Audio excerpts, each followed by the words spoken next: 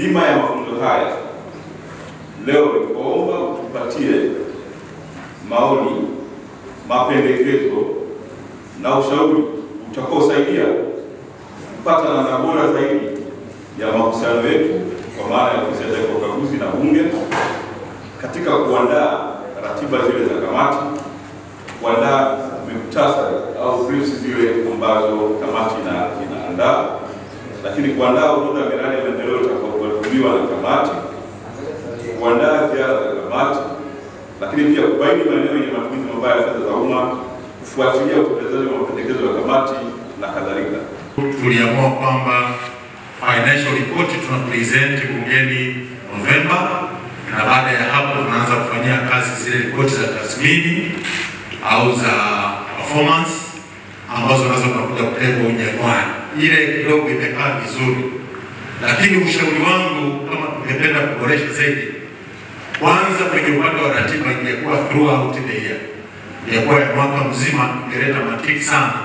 Tungeweza kukava eneo kubwa kuliko tunapofanya sasa hivi. Tunafanya sample ambayo inakuwa ni ndogo sana, haireflect uhalisia.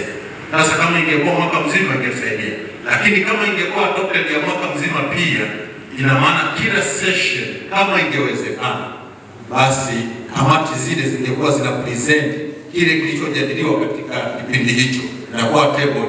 Afu tena temu nyingine wanaendelea, kingine watakuja kutable. Umeona hilo linafanyika katika nchi mbalimbali, wenzetu wanatumia utaratibu. Kwa hiyo ina maana kwamba ile ya kusema kwamba ripoti inachelewa, bunge linachelewa, tungekuwa tunarespond kila session. Kwa hiyo watu wangeelewa kwamba bunge linafanya mjadala au linasimamia bunge kila wakati.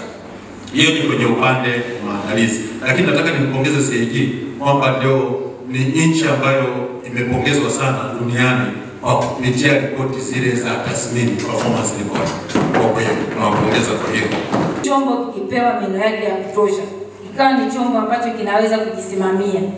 Sababu wapo baadhi ya Watanzania ambao wanasoma, hata tusipowasilisha sisi bungeni, watapitia taarifa, wataona kwamba kilichokaguliwa ni hichi, kwa sababu pia sio taarifa zote na kaguzi zote tunazijadili kwenye kamati na zote tunaenda kuzichangia bungeni kama ambavyo zinapaswa kuchangiwa. Huwa tunachambua baadhi ya vitu na baadhi ya vitu tunaviacha. Otherwise mimi niseme pamoja na changamoto zingine wamejitahidi, wanafanya kazi nzuri sana, na kwa nafasi hiyo ambao wamepewa kwa meno hayo walionayo, uweza ni meno 34, wao wanayo 10, basi tunaomba hayo wayatumie vizuri kuvunja mfupa.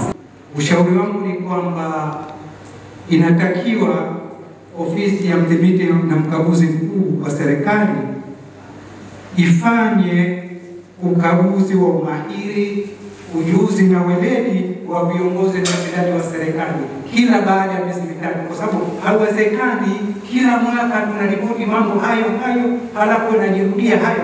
Waingereza wana msemo unasema hivi, a fish rot in the head.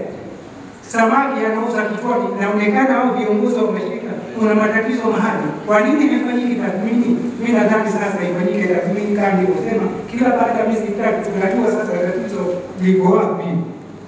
Mimi naona mkaliangalia na nyinyi somo wataalamu wetu tusaidie. Kati ya taarifa inapokuwa inakabidhiwa kwa rais na bunge linapokuja kujadili, unakuwa katikati kuna distance ndefu sana, na wananchi wanapata muda mzuri sana wa kuijadili ile taarifa ambayo serikali hawajaipitia. Kwa hiyo wananchi kwa wanaondoka na yale ambayo CAG moja kwa moja mferini ameyasema. Wakati hawa serikali wakija wao wanajibu, wanapunguza baadhi ya zile hoja. Sasa hapa katikati sisi kwenye management ya jamii au ya taifa inaweza kuja kuleta usumbufu, kwa sababu watu wanaondoka na zile, alafu wanaona na bunge nao